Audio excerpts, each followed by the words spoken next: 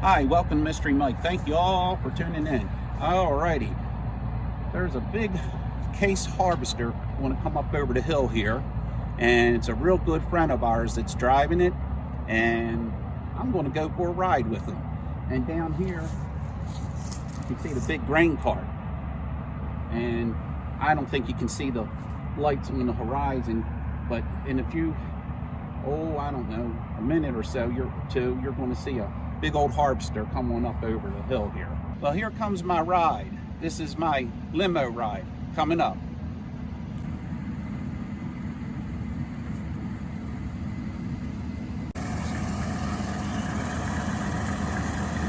Check that big draper head out in the front.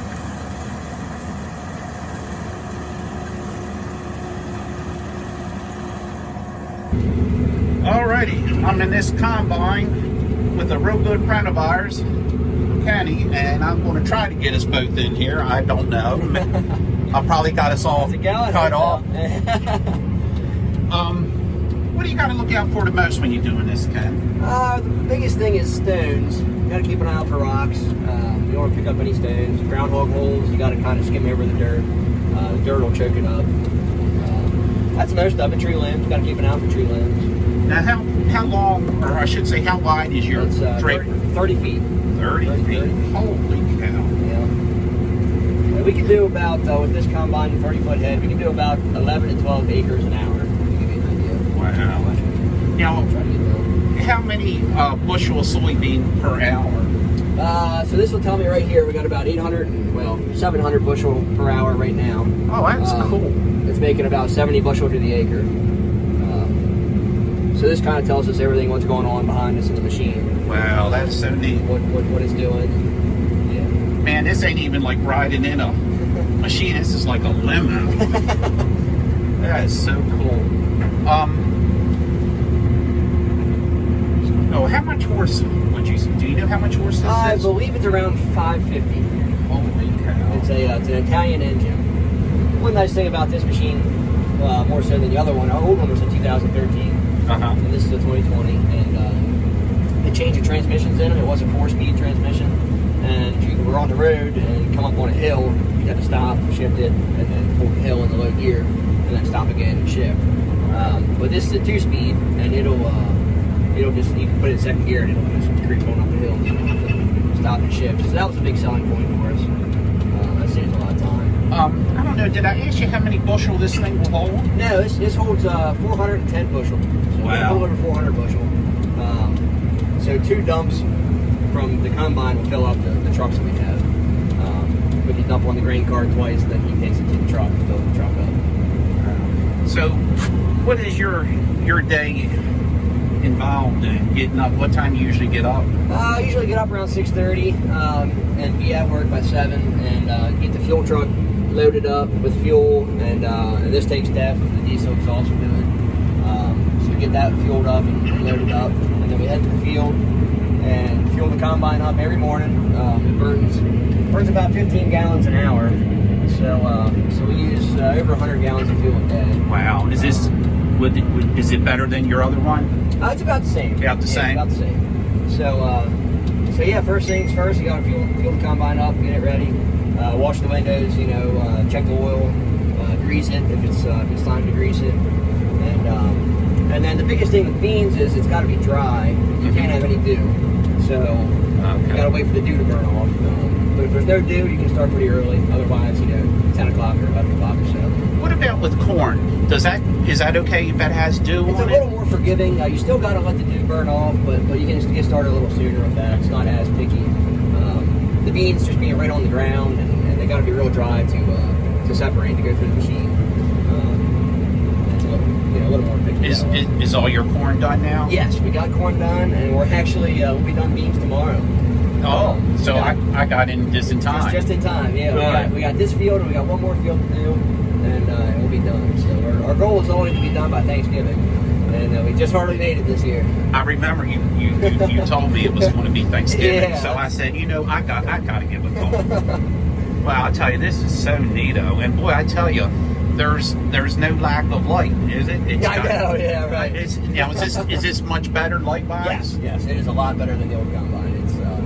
it's got different pods you can turn on and off, and the side lights you can turn on and off. Now, when you do see a groundhog hole, do you just hop out, pick it up and go over it? Yep. Okay. So everything's on the joystick here. I can just pick it up a little bit, slide over it, and then put it back down on the ground. Now, when you're doing, I don't know so much about beans, but when you're doing corn, do you run into chasing deer out much? Yeah, we see a lot of deer.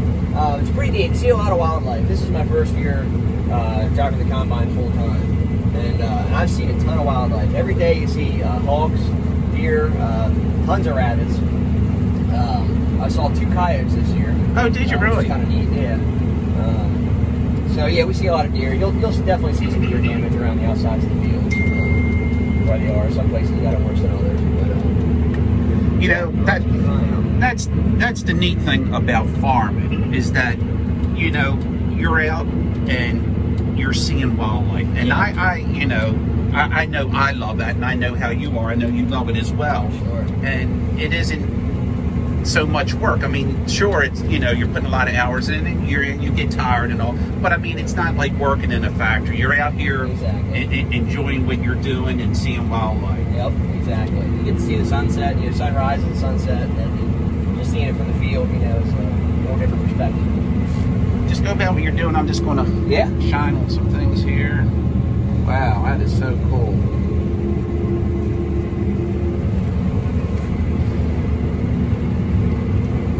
I want to thank you, Kenny, for letting me have the opportunity to ride with you and all what you told me here. And I appreciate that. And I think this is really going to be a nice video to show folks. Good deal. I hope so. And, thank you for coming out. Thank you. I'm glad you came. Well, I appreciate that. And boy, I tell you, did I ask how much this thing costs? You did not.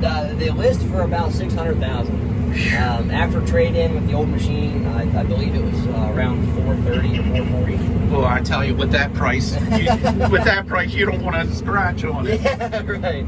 Yep, it's wild. The equipment costs us a lot of money for farmers. It's a lot of money, and you don't need nothing to break down. Yeah, exactly. Yeah. Alrighty, well, I'm going to turn this off until I get back over to where my son is. Right now, he's dumping the grain in the grain cart while he's still moving here, so nobody can go too fast or too slow. They got to stay right on track.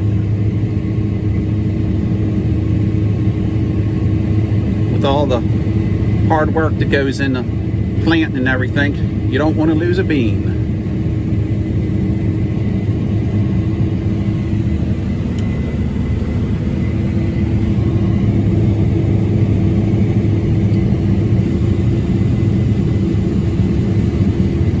This way nothing's interrupted. Everybody just keeps on moving along.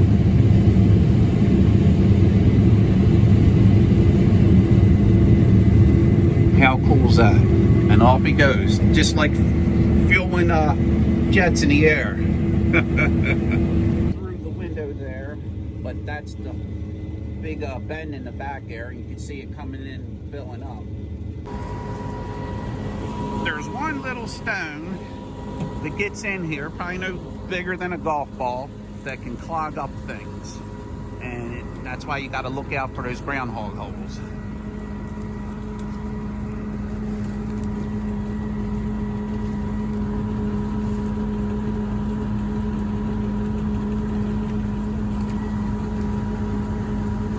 It's getting cold out here. I want to get back inside where it's nice and warm.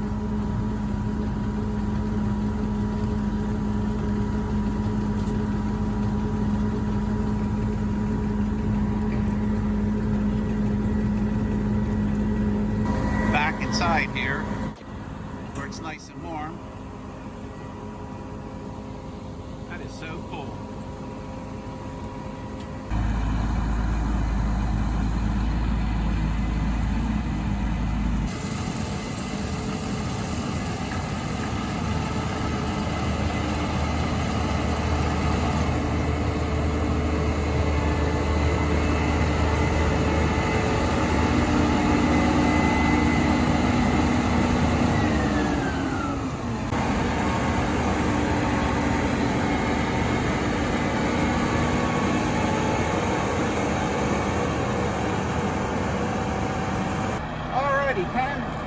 to thank you very much. That was a neat Absolutely. experience. Thanks for having me on. It was great.